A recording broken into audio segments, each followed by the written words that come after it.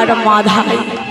হরি ও জগাই মাধাইকে বলছে, এই মাধাই, মাধাই ওই দেখ মাধাই, অদূরে কয়েকজন বাবাজি আসছে না, তুই ওদের ধরবি, আমি ওদের খপ্পরে বদনে মদ ফেলে দেব।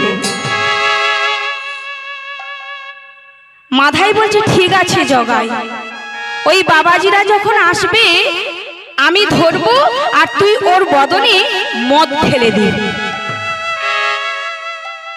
নিত্যানন্দ প্রভু আমার নাম করতে করতে এসে যেই না জগাই মাধাইয়ের সম্মুখে উপস্থিত হয়েছে, সঙ্গে সঙ্গে জগাই মাধাইয়ের হাতে যে মাটির কলসিখানা ছিল, সেই মাটির কলসিখানা নিয়ে নিত্যানন্দ প্রভু ললাটে করেছে সজোরে প্রত্যাখ্যান।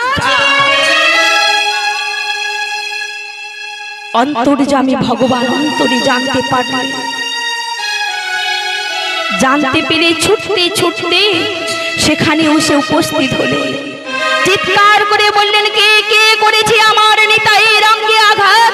আমি সমস্ত কিছু সহ্য করতে পারি, কিন্তু কেউ যদি আমার নিতাইয়ের অঙ্গে আঘাত করে আমি তা কখনো সহ্য করতে পারি না। তাই চিৎকার করে আহ্বান করলেন, সুদর্শন সুদর্শন সুদর্শন।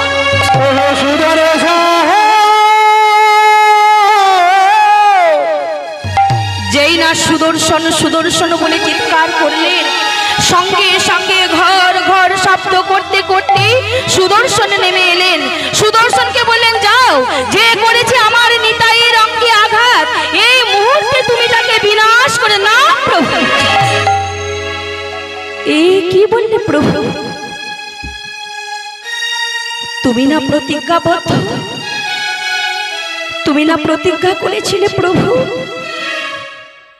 যে রাম আদি অবতারে ধনু আদি অস্ত্র ধরে অসুরের করেছিবি না, এবে অস্ত্র না ধরিব, প্রাণীও কারে না মারিব, হরি নামে চিত্ত শুদ্ধ করাইব সবাই।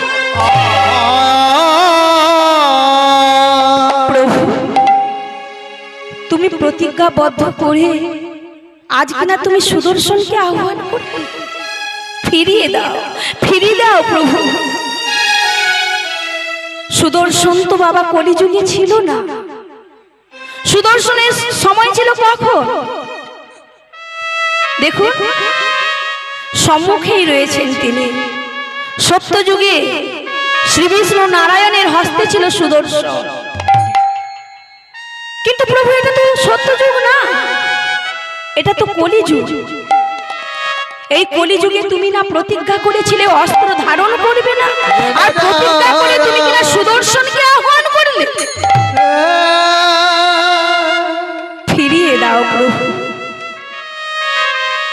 নিত্যানন্দ প্রভুর কথা শ্রবণ করে তিনি সুদর্শনকে ফিরিয়ে দিলেন। জগাই মাধাইকে বললেন, ওরে জগাই, ওরে মাধাই, তোরা যদি তোদের ওই পাপ থেকে মুক্তি পেতে চাস তাহলে তোরা বদনে একবার হরি নাম বল। জগাই মাধাই বলছে, আমরা তো নাম বলবো না, আমার নিত্যানন্দ প্রভু যিনি জগৎগুরু তিনি বললেন, ওরে জগাই, ওরে মাধাই, মেরেছিস কলসির কানা তা বলে কি